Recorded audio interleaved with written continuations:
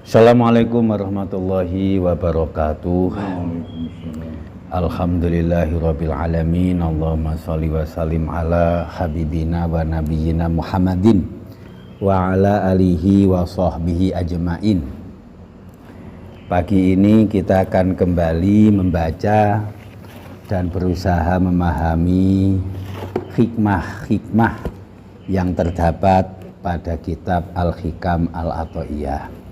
Mudah-mudahan pelajaran demi pelajaran yang kita pelajari makin membuat kita bisa mengenali diri sendiri dan sebagai sarana untuk mengenal Allah Subhanahu wa Ta'ala, makin memperbaiki kualitas ibadah kita serta menambah jumlah dan kuantitas ibadah kita kepada Allah.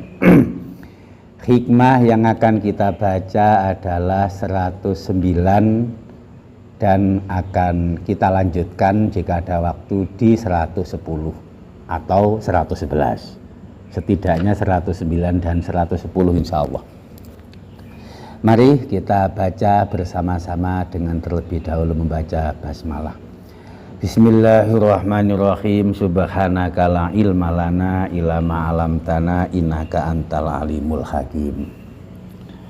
Qalal musannifu Ibnu Athaillah Sakandari. La tutalib rabbaka bita'akhuri matlabika walakin talib nafsaka bita'akhuri adabika. Terjemahnya, la tutalib rabbaka bita'akhuri matlabika. Jangan engkau menuntut terus kepada Tuhanmu karena belum terwujudnya permintaanmu.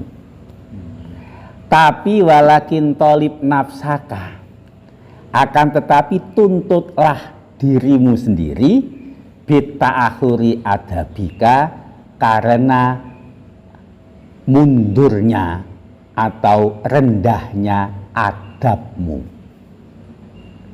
Kita ulangi sekali lagi terjemah bebasnya. La tutalib rabbaka bita'akhuri matlabika walakin talib nafsaka bita'akhuri adabika.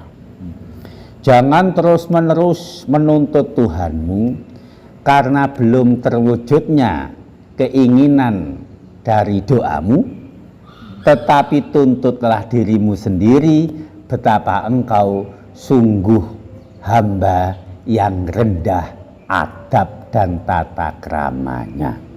Rekan-rekan yang saya muliakan, di antara ratusan kalimat hikmah yang ada dalam kitab Al-Hikam, bisa jadi hikmah ke-109 termasuk mudah dipahami. Kita sekali baca saja sudah mengerti maknanya, tapi sangat sulit untuk kita amalkan, tapi sangat sukar untuk kita terapkan dalam kehidupan kita. Senarai dengan hikmah 109 ini barangkali untuk memudahkan pemahaman, kita sering didoktrin, jangan engkau bertanya apa yang diberikan negara ini kepadamu. Wah, bertanyalah pengabdian apa yang telah engkau berikan kepada negara ini. Kadang-kadang seperti itu. Atau ketika kita ikut organisasi, ikut perkumpulan, ikut apakah itu semacam institusi, kita pun juga didogma seperti itu. Jangan engkau menumpang hidup di organisasi ini, tunjukkan pengabdianmu. Jadikan ormas ini atau mungkin partai ini atau apa ini, institusi ini sebagai pengabdian. Rekan-rekan yang saya muliakan, yaitu kan boleh kita katakan semacam doktrin atau ada semacam satu pendidikan yang ditanamkan oleh institusi tertentu, oleh lembaga tertentu. Ma ra'yukum ma arabikum. Apa yang kita pikir kalau itu terjadi antara kita kepada Allah? Yang tiada sekian per detik Allah meninggalkan kita. Yang semua kebutuhan Allah yang memberikan. Yang setiap saat tidak mungkin kita tidak bergantung kepadanya. Ya mohon maaf saja, ini hanya ilustrasi aja. Kalau pindah ormas ya kan, pindah institusi, pindah negara saja bisa kok. Apa susahnya?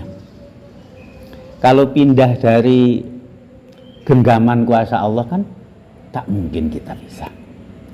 Tetapi sering sekali kadang kita lalai terhadap apa yang disebut dengan adab, dengan tata krama.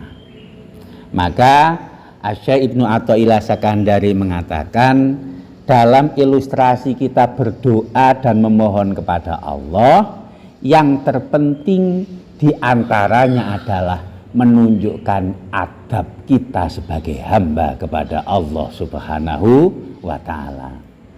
Maka itu saya di grup saya sebutkan masih nanti pada hikmah ke-128. Nanti 128 hikmahnya begini. Masya'nu wujudu tolabi ina masya'nu anturzaqo husnal adabi. Dalam berdoa itu yang terpenting bukan terwujudnya apa yang kita inginkan, tapi yang terpenting adalah adab sudah kita terapkan. Kita berdoa kepada Allah, kita memohon kepada Allah, kita meminta kepada Allah, itu wujud bahwa kita mengekspresikan diri sebagai hamba yang sesungguhnya setiap saat selalu butuh kepada Allah. Dan kita butuh kepada Allah itu tidak bisa lepas. Dan kita butuh kepada Allah itu melebihi dari apa permintaan kita. Contoh, saya sedang sakit, ya tentu mintanya sehat. Loh, memang butuhmu cuma sehat saja? Lagi nggak punya duit, ya wajar, mintalah kepada Allah supaya rezeki dilancarkan. Tetapi memang yang dibutuhkan hanya rezeki lancar, yang lain nggak butuh dilancarkan. Aliran darah butuh dilancarkan, tidur butuh dinyamankan, makanan yang masuk melalui mulut kita butuh lancar dan seterusnya, BAB aja butuh lancar. Ternyata kebutuhan kita melebihi apa yang kita pinta kepada Allah. Maka wujud daripada ekspresi bahwa kita adalah hamba yang menunjukkan kebutuhan itu, salah satunya adalah doa. Dan jangan sampai itu menjadi sebuah ekspresi intimidasi, mendikte kita sebagai hamba kepada Tuhan. Yas'aluhu man fis samawati wal ard kulla yaumin huwa fi sya'an. Ar-Rahman 29. Setiap saat siapa saja di dunia ini meminta kepada Allah. Apakah Allah berubah? Berkurang kemuliaannya, berkurang pengaruhnya, berkurang kuasanya? Ya tidak sama sekali. Nah, beda sama kita. Makin banyak yang minta tolong, makin merepotkan saja. Makin banyak orang yang minta bantuan, berkuranglah harta kita. Jujur saja, malah berkurang waktu kita. Tapi Allah kula yaumin huwa fi sya'an. Setiap saat tak berkurang apapun dari Allah. Bahkan tabarakallahu ta'ala, makin hari kemuliaan Allah makin bertambah. Kuasanya tiada berkurang dan kemuliaannya tetap kemuliaan sebagai Tuhan yang Maha Kuasa. Dalam Al-Anbiya 23, la yus'alu amma yaf'alu wa hum yus'alun. Allah itu tidak dimintai apapun pertanggungjawaban dari apa yang dia lakukan. Hidupmu pesek apa mancung? Wah, ini gara-gara apa bisa kita minta pertanggungjawaban seperti itu? Kamu sebenarnya ingin punya anak 2, ternyata dikit-dikit punya anak sampai 5 seterusnya. Nah terus nyalahkan Tuhanmu. la yus'alu amma yaf'alu wa hum yus'alun. Rekan-rekan yang saya muliakan, perihal doa ini kan banyak dibahas oleh Syekh Ibnu Athaillah Sakandari. Satu hal yang penting sekali untuk kita mengerti dalam doa, nanti sama seperti yang saya sampaikan tadi hikmah 128, nanti di 166 itu begini. Layakun tolabuka tasabbuban fil atoi minhu fayakilu fahmuha angka. Jangan sekali sedikit atau punya perasaan sedikit saja bahwa pintamu itu adalah sebab daripada Tuhanmu memberimu. Oh, itu jangan sampai seperti itu. Jadi kebetulan di kampung lagi musim kemarau, ada orang datang sama Gus Bruri, ya kan? Nah, Gus, minta doanya lah supaya hujan, kemudian berdoa. Nah, ya kan? Gara-gara doaku langsung hujan. Mana? Emang siapa kita?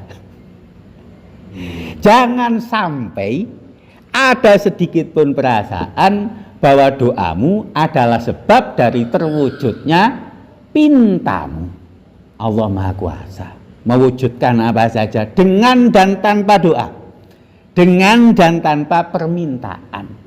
Ini yang mesti kita perbaiki.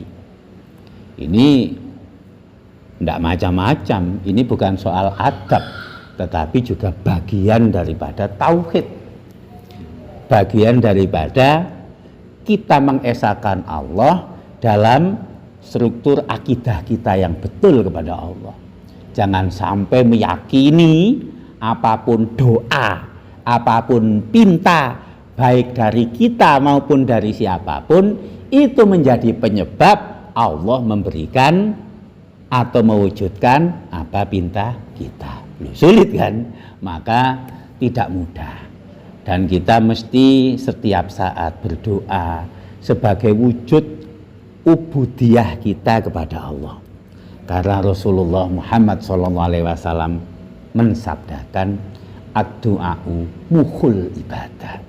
Doa itu adalah pusat dan sentral daripada ibadah. Kita sholat berdoa. Sholat aja artinya berdoa. Setiap saat kita berdoa. Tapi dalam akidah mesti diyakini bahwa doa bukan penyebab daripada wujudnya apa yang diberikan oleh Allah. Apalagi kita punya perasaan bahwa menyalah-nyalahkan keadaan, yang sama halnya itu menyalahkan yang menciptakan keadaan. Oleh karenanya rekan-rekan yang saya muliakan, adab seorang hamba ialah selalu dan senantiasa berdoa. Ya ini mungkin agak remeh, kan sering ada pameo semacam ini. Berusaha tanpa berdoa adalah kesombongan, kan gitu ya. Berdoa tanpa berusaha adalah kebodohan. Ada benarnya. Ada benarnya. Tanpa doa kita tidak beradab. Tetapi jangan sampai pula doa kita juga menjadikan su'ul adab kita kepada Rabb kita. Apalagi memaksa-maksa, dalam tanda kutip, menuntut-nuntut agar apa yang kita minta diberikan oleh Allah, dan harus dalam tanda kutip harus diwujudkan oleh Allah, padahal wallahu ya'lamu wa antum la ta'lamun. Allah yang Maha tahu, kita tak tahu apa-apa, dan kebutuhan daripada kita melebihi daripada pinta kita. Apalagi kemudian mengharuskan yang ini harus wujud dari doa, tidak bisa.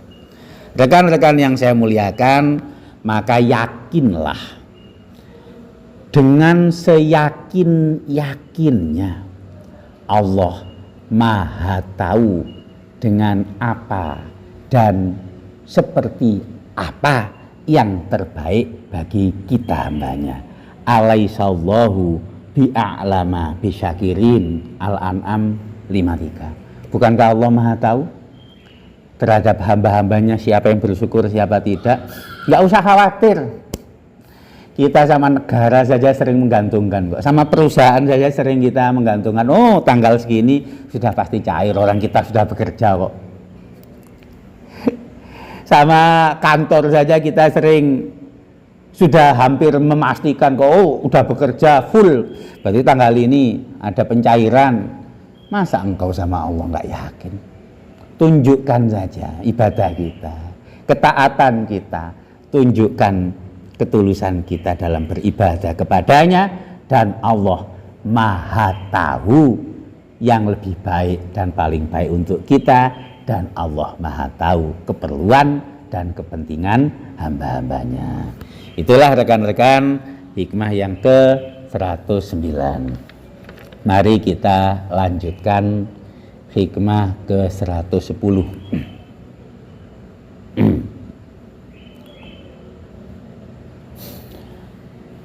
Mata ja'alaka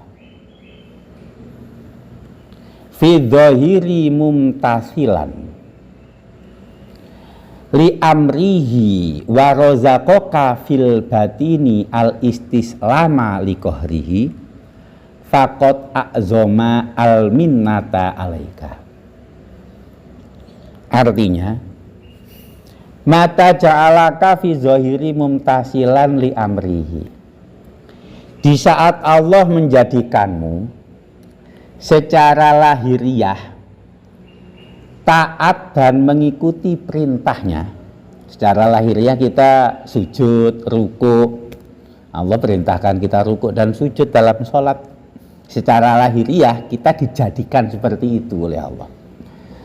Wa razaqaka fil batini al istislama, dan secara batin dirimu diberi rezeki sepenuhnya berpasrah kepada Allah, istislam li qahrihi, maka faqad a'zama al minnata alaika, sungguhlah besar kenikmatan yang diberikan kepadamu.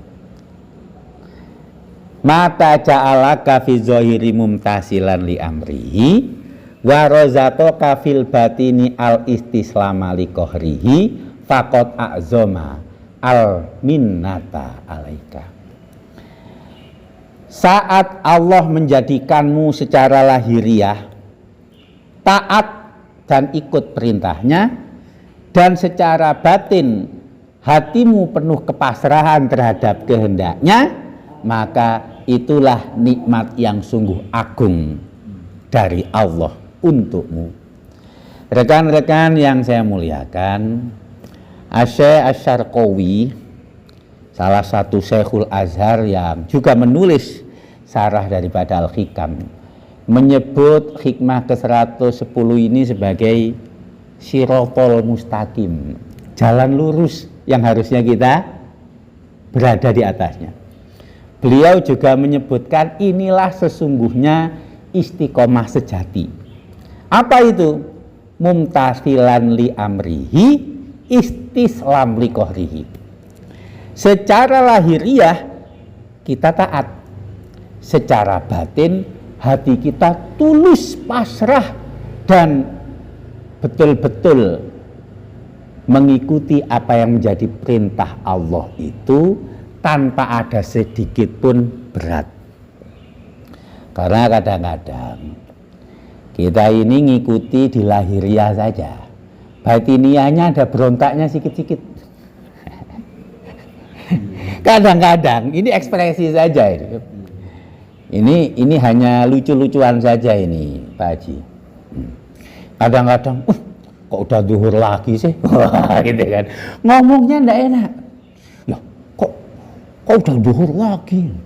Padahal harusnya setiap kita habis sholat zuhur, dalam hati kita sudah menantikan waktu asar. Selepas asar, hati ini sudah merindukan maghrib. Nah, kita kadang-kadang enggak. Pagi-pagi hujan-hujan, azan dari masjid, berangkatlah pula awak ke masjid lagi, Masya Allah. Datang ke masjid, datang sholat jamaah datang, tapi hati tidak istislam, tapi hati tidak sepenuhnya pasrah, hati tidak sepenuhnya tunduk, masih ada berontak-berontaknya sedikit-sedikit. Itu namanya tidak istislam. Dan itu sering sekali dalam berbagai ibadah. Oleh karenanya rekan-rekan yang saya muliakan, ilustrasinya kira-kira seperti inilah. Kadang-kadang nih, ada siapa kenalan kita diundang atau ada acara di tempat tetangga atau tetangga kampung ada undangan, malas kita sebenarnya datang, malas. Tapi ya kita paksa-paksakan datang, nggak enak. Ya di tempat acara kita ketawa ketiwi, nampak senyum, padahal hati jengkel. Masa seperti itu kita terapkan ketika ada undangan dari Allah? Masa seperti itu kita amalkan ketika ada suatu acara yang Allah itu perintahkan kita datang ke acara itu, sholat jamaah, ibadah-ibadah yang lain. Rekan-rekan yang saya muliakan, puncak daripada kenabian dan syariat itu ada kepada Rasulullah Muhammad SAW. Puncak daripada syariat yang ditata oleh Allah Subhanahu wa Ta'ala dari para nabi, para rasul, itu puncaknya pada Rasulullah Muhammad SAW. Namun sering sekali kita diingatkan bahwa salah satu sumber terpenting daripada syariat Rasulullah Muhammad adalah menginduk kepada apa yang dicontohkan dan diteladankan oleh Nabi Yuna Ibrahim alaihissalam. Dan dalam Al-Quran, Nabi Ibrahimlah yang disebut-sebut sebagai bapak daripada Islam, bapak daripada Muslim, induk daripada syariat yang disebut Islam. Islam itu artinya apa? Kepasrahan. Maka wa may yarghabu am millati Ibrahim illa man safiha nafsah wa laqad istafainahu fid dunya wa innahu fil akhirati lamina sholihin. Hanya orang yang otaknya bengkok, kata Allah, yang tidak menyukai terhadap dinnya Nabi Ibrahim, kami pilih dia di dunia, dan di akhirat Ibrahim termasuk orang-orang yang solih. Apa puncaknya? Puncaknya lanjutan dari ayat tersebut. Ayat yang saya baca adalah 129 dan 130 dari Al-Baqarah. Puncaknya iz qala lahu rabbuhu aslim qala aslamtu lirabbil alamin. Ketika Allah memerintahkan kepada Ibrahim, wahai Ibrahim, aslim, jawab Ibrahim adalah aslamtu lirabbil alamin. Baik Allah, aku pasrah, aku Islam. Rekan-rekan yang saya muliakan, ya tentu orang itu disebut Muslim adalah pengikut daripada hidayahnya Rasulullah Muhammad. Orang yang Muslim adalah orang yang menjadi pengikut Rasulullah. Tetapi nama Islam sendiri itu dilekatkan oleh Al-Quran mula-mula kepada Nabi Ibrahim sebagai induk daripada keislaman ini. Padahal ya sampai sekarang masih menjadi perdebatan. Apakah terminologi Islam atau Muslim itu pernah ada sebelum Rasulullah diutus? Tapi Al-Quran menegaskan bahwa sifat daripada agamanya Nabi Ibrahim adalah yaitu senantiasa beliau bertaslim kepada Allah Subhanahu wa Ta'ala. Jadi maka dalam kita iftitah setiap sholat, muslimau wa ma'ana minal musyrikin. Dalam akhir surat Al-An'am, Allah memerintahkan kepada Rasulullah Muhammad SAW, kul innani hadaniya rabbi ila siratim mustaqim. Nah, makanya tadi disebut siratal mustaqim ini. Katakanlah wahai Muhammad bahwa Allah telah menunjukkanku yaitu siratal mustaqim. Apa siratal mustaqim itu? Dinang qiyamam millata Ibrahim hanifah wa makana minal musyrikin. Yaitu agama tegak, agama kokoh yang menganut pada apa yang telah dilakukan oleh Nabi Ibrahim. Kemudian apa lanjutannya? Kul inna sholati wa nusuki wa mahyaya wa mamati lillahi rabbil alamin la syarika lahu wa bidzalika umirtu wa ana awwalul muslimin. 2 ayat sebelum surat Al-An'am terakhir. Katakanlah sholatku seterusnya dan ana awalul muslimin. Apa puncaknya tadi? Puncaknya adalah mengikuti daripada Nabi Ibrahim alaihissalam. Oleh karenanya, rekan-rekan yang saya muliakan, inilah sirotol mustaqim. Inilah ketaatan lahir batin. Inilah yang kita sebut sebagai minnah al-a'zam, kenikmatan yang besar. Jadi beda sama saya ini kelasnya ini. Nikmat itu cuman makan enak, ya kan? Itu saya. Nikmat itu cuman minum-minuman ketika rekening nggak kurang, ketika sehat, itu nikmat. Itu orang seperti saya. Nikmat untuk orang yang mukmin sejati yang telah meraih sirotol mustaqim, ya ini ketaatan secara lahiriah, kepasrahan secara batiniah. Rekan-rekan yang saya muliakan, dan itulah sifat yang paling menonjol dari Rasulullah dan pengikut-pengikut Nabi. Itulah sifat yang mestinya dimiliki oleh para pengikut Rasulullah. Karena Rasulullah mencontohkan sebagai seorang Nabi yang Muslim, selalu punya kepasrahan yang penuh kepada Allah Subhanahu wa Ta'ala. Saya akan membacakan beberapa doa yang biasa dibaca oleh Rasulullah. Ini doa dari hadis sahih, terdapat dalam Bukhari, dalam Muslim ada. Rasulullah doanya yang sering beliau baca adalah Allahumma aslamtu nafsi ilaika wa wajjahtu wajhi ilaika wa fawattu amri ilaika wa alja'tu zohri ilaika. Ini isinya semuanya penyerahan diri sepenuhnya kepada Allah ini. Ya Allah, aku menyerahkan dirimu kepadaku. Maaf, kebalik. Maaf. Ya Allah, aku menyerahkan diriku kepadamu. Aku hadapkan diriku kepadamu. Aku pasrahkan semuaku kepadamu. Aku kembalikan semuanya kepada Engkau. Loh, rekan-rekan yang saya muliakan,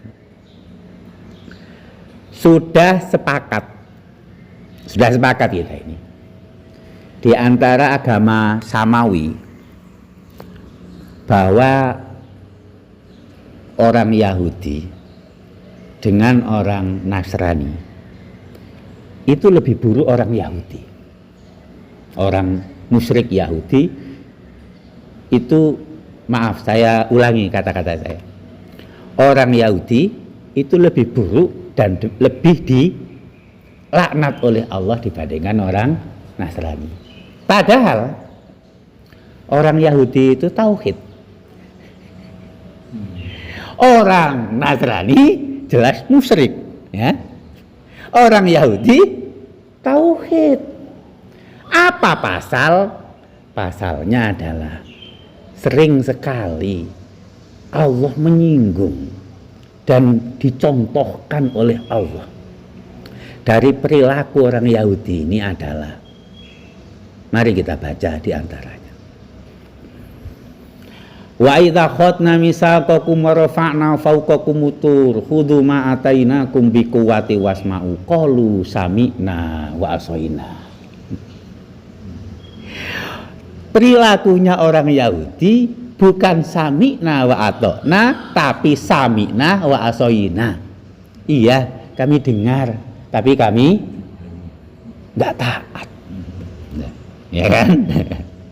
Minal ladzina hadu yuharrifunal kalima amawadihi wa yaquluna sami'na wa asaina wasma' ghaira musma'i wa ra'ina layyam bi alsinatihim wa ta'nang fitin. Mereka itu kerjaannya sami'na asaina, iya, dengar tapi enggak taat. Walau annahum qalu sami'na wa ata'na wasma' wangdurna lakana khairal lahum. Andailah mereka itu mendengar kemudian mengatakan iya kami mengikuti, ternyata enggak.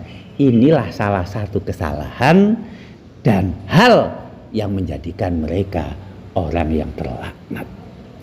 Nah, bagaimana orang yang muslim? Harusnya orang muslim itu adalah apa yang difirmankan oleh Allah Subhanahu wa taala.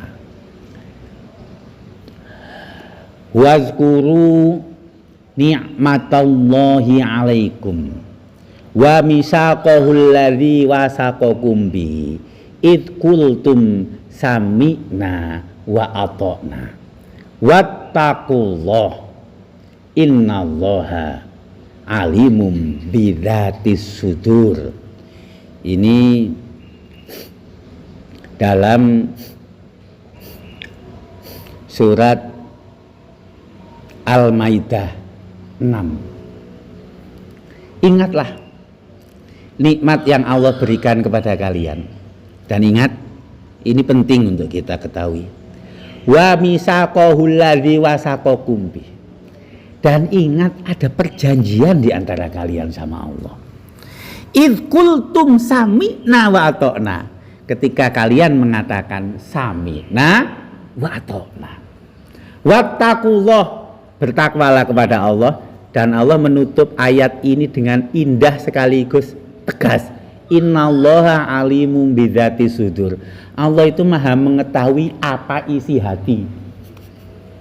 Jadi kalau kita sudah sami'na wa ata'na, kemudian kita ternyata taat secara lahiriah saja, batin kita tidak istislam, memangnya Allah tidak tahu. Memangnya Allah tidak mengerti. Rekan-rekan yang saya muliakan, salah satu daripada yang ditegaskan oleh Allah kemudian menjadikan itu adalah tanda daripada keimanan para sahabat adalah ketika apapun menjadi keputusan daripada Rasulullah, sahabat itu tidak ada yang menentangnya, dan itu adalah tanda daripada keimanan yang sebenar-benarnya. Fala warobika la yu'minuna hatta yuhaqqimuka fima syajara bainahum tsumma la yajidu fi qulubihim harajam mimma qadaita wa yusallimu taslima. Tidak sekali-kali sahabat itu beriman, wahai Muhammad, kecuali saat engkau memutuskan keputusan dan di hati mereka tidak ada sempit sama sekali dari keputusanmu, dan kemudian mereka mengikuti apa yang menjadi keputusanmu. Lah kalau kita kan seringnya agak-agak sempit. Kita seringnya agak-agak sempit. Oleh karenanya, rekan-rekan yang saya muliakan, untuk merenungkan ini saya akan membaca surat Luqman ayat 20. Alam tarau annallaha sakhkhara lakum ma fis samawati wa ma fil ard wa asbagha 'alaikum ni'amahu zahiratan wa batinah. Tidakkah kalian lihat Allah ini menundukkan apa yang di langit dan di bumi? Pernah enggak matahari terlambat terbit, atau mungkin rotasi bumi agak-agak lambat setengah jam gitu. atau tanggal kita melompat dari 20 ke 25, tidak pernah. Semuanya sunatullah berjalan. Itu adalah bentuk daripada qahrunya Allah. Dan kemudian asbagha alaikum ni'amahu zahira wa batinah. Allah menyempurnakan nikmatnya atas kalian, nikmat lahir dan nikmat batin. Apa nikmat lahir dan nikmat batin itu? Saat kita mampu mengikuti apa yang menjadi peraturan Allah, baik secara lahiriah maupun secara batiniah.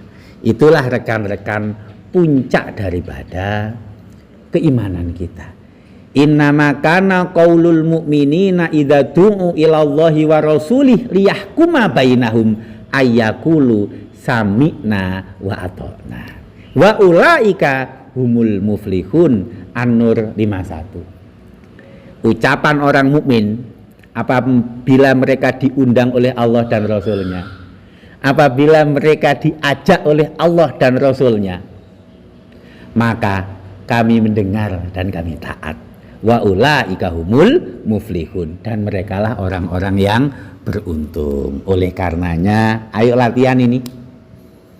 Apapun panggilan Allah, penuhi tanpa ada sedikit pun celah untuk berat. Apapun apa yang menjadi perintah Allah, penuhi tanpa ada sedikit pun pertentangan dalam hati, ada sedikit saja penolakan. Sudah tidak ada lagi itu untuk orang-orang yang beriman sejati. Dan ketika kita meraih itu, itulah nikmat yang sesungguhnya. Itulah nikmat lahir batin, itulah al-minah al-a'zam, anugerah besar, dan itulah kenikmatan yang sesungguhnya yang mestinya kita bisa untuk raih. Itulah syiratal mustaqim. Mudah-mudahan apa yang bisa saya baca bersama-sama dengan teman-teman semua ini menjadi salah satu hal yang bisa kita lakukan dari kebaikan-kebaikan di dalamnya. Mudah-mudahan senantiasa kita istiqomah, senantiasa tegak di atas syiratal mustaqim. Kurang dan khilafnya semata-mata dari saya, ada kebaikan dari Allah Subhanahu wa taala. Sekali lagi terima kasih untuk perhatiannya. Assalamualaikum warahmatullahi wabarakatuh.